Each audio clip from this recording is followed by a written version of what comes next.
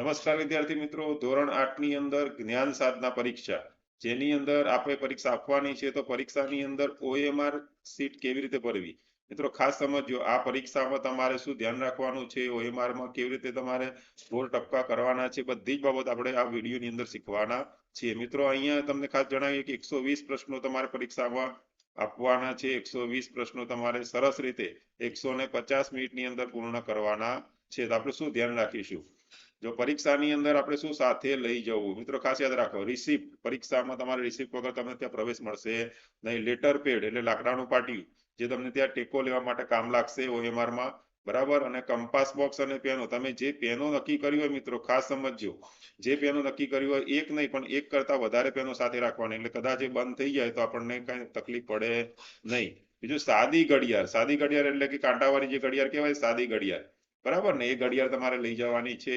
Smart watch કે digital watch ત્યાં ચાલશે નહીં। પાણીની સાદી બોટલ, જો પાણીની જરૂરિયાત તમારે હોય તો સાદી બોટલ તમને ત્યાં પ્રવેશમાં મળશે, બરાબર। તો તમારે બીજી બોટલ તમે લઈ ન જઈ શકો, પાણી સાદી બોટલ જે છે આરપાર જોઈ શકાય એ બોટલ લઈ જઈ શકો, બરાબર। એ સિવાય પરીક્ષામાં આપણે શું સાથે ન લઈ જઈ શકીએ, બરાબર। તો મોબાઈલ છે મિત્રો તમે ના લઈ જઈ શકો, કેલ્ક્યુલેટર સાથે ના લઈ જઈ શકો, સ્માર્ટ વોચ ના લઈ જઈ શકો, એ સિવાયની પ્રતિબંધિત વસ્તુઓ જે હોય એ બધી તમે પરીક્ષા ખંડની અંદર લઈ જઈ શકતા નથી। ખાસ મિત્રો જો આ OMR નો નમૂનો છે, OMR આ રીતે તમારે આવશે। 120 પ્રશ્નોની આવશે, દરેક પ્રશ્ન સામે 4 તમને ABCD રાઉન્ડ દોરેલા હશે, બરાબર। તો અહીંયા તમારે ખાસ અહીંયા તમારો બેઠક નંબર જે રિસિપ્ટમાં તમારો પરીક્ષા નંબર આપેલો હોય, અહીંયા પ્રશ્ન પુસ્તિકાનો કોડ લખવાનો છે અને અહીંયા તમારું આખું નામ લખવાનું છે, બરાબર ને મિત્રો। મિત્રો ખાસ તમને બીજી બાબત જોઈ લઈએ, અહીંયા OMR ઉપર તમારે કેટેગરી લખેલી હશે ABCD એ રીતે, બરાબર। તો તમારે જ્યારે પ્રશ્નપત્ર આવે, અહીંયા સમજીએ આપણે, જો આ પ્રશ્નપત્રનો નમૂનો છે, અહીં કેટેગરી લખેલી છે A, તો તમારે જ્યારે OMR જુઓ ત્યારે તમારે OA ની કેટેગરી વાળું OMR હોવી જોઈએ। અહીંયા ધારો કે B લખેલું હોય પેપરની અંદર, તો તમારે અહીંયા B ની, અહીંયા OMR છે B ની હોવી જોઈએ, ખાસ યાદ રાખજો। OMR અને પ્રશ્નપત્ર એક જ કેટેગરીના હોવા જોઈએ, કારણ કે તમે જે પ્રમાણે આન્સર લખો છો તો આ OMR છે એ કોઈ વ્યક્તિ ચકાસતા નથી પણ મશીન એટલે કોમ્પ્યુટરની અંદર ચકાસણી થતી હોય છે, તો બરાબર એ તમારો ચેક થાય અને તમે સરસ રીતે એનો જવાબ લખી શકો, બરાબર ને મિત્રો। અહીંયા આપણે સમજીએ તો અહીં બેઠક નંબર આવશે, પ્રશ્ન પુસ્તિકાનો કોડ આવશે, વિદ્યાર્થીનું નામ અહીંયા સરસ રીતે તમારે લખવાનું થશે।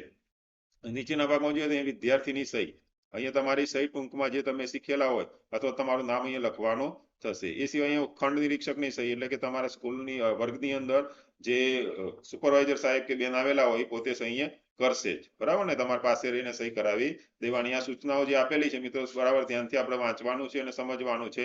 આગળ આપણે સમજીએ કે આ રીતે જ્યારે OMR ની અંદર તમે જવાબ પૂરો છે ત્યારે પ્રશ્નપત્ર અને OMR બંનેના ક્રમ છે ને ખાસ ધ્યાન રાખવાના। અહીંયા ધારો કે તમે પ્રશ્નપત્ર વાંચો છો અને પહેલો પ્રશ્ન લખો છો, પહેલા પ્રશ્નમાં ABCD ચારમાંથી એક જ જવાબ લખવાનો છે, એટલે ધારો કે તમારો C જવાબ આવે તો C કઈ રીતે લખવો, તો તમારે ખાસ યાદ રાખો, તમે C જવાબ આવે છે તમારે અહીંયા જે કિનારી છે, બરાબર ને, કિનારી પરથી તમારે આ રીતે રાઉન્ડ દોરવાનું છે અને દોરતા દોરતા દોરતા દોરતા તમારે અંદરના ભાગમાં જવાનું છે।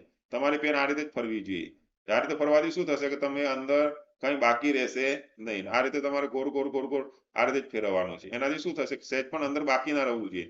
ઘણી વખત મિત્રો શું કરતા, ધારો કે અહીંયા 2 નંબરમાં જવાબ B આવે છે તો આ રીતે કરતા હોય છે, આવી રીતે આડી પેન કરતા હોય તો શું થાય કે ઘણી વખત આટલું બહાર નીકળી જાય, તો મિત્રો તમને ખબર જ છે ને OMR છે કોઈ વ્યક્તિ ચકાસતા નથી પણ કોમ્પ્યુટર એટલે કે મશીનની અંદર ચેક થતું હોય છે, તો પછી આ રીતનું હોય તો તરત જ તમારો જવાબ શું થશે, ખોટો પડશે।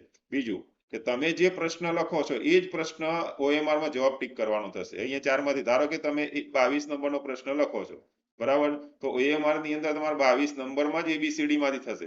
ઘણી વખત છોકરાઓ શું કરતા હોય, પ્રશ્નપત્રમાં જે નંબર હોય એના કરતા નંબર બદલાઈ જાય, 22 નંબરનો પ્રશ્ન લખો છો એનો C જવાબ આવે છે તો તમે 24 નંબરમાં કરો છો, તો તમારો જવાબ શું થઈ જશે, ખોટો થઈ જશે।